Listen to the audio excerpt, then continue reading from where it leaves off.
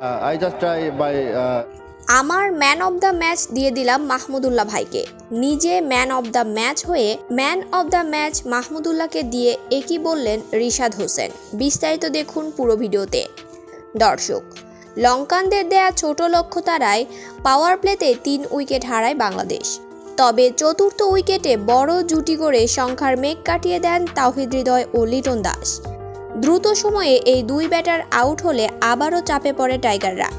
তবে সেই চাপ কাটিয়ে দলকে জয়ের বন্দরে নিয়ে যান মাহমুদুল্লাহ রিয়াদ।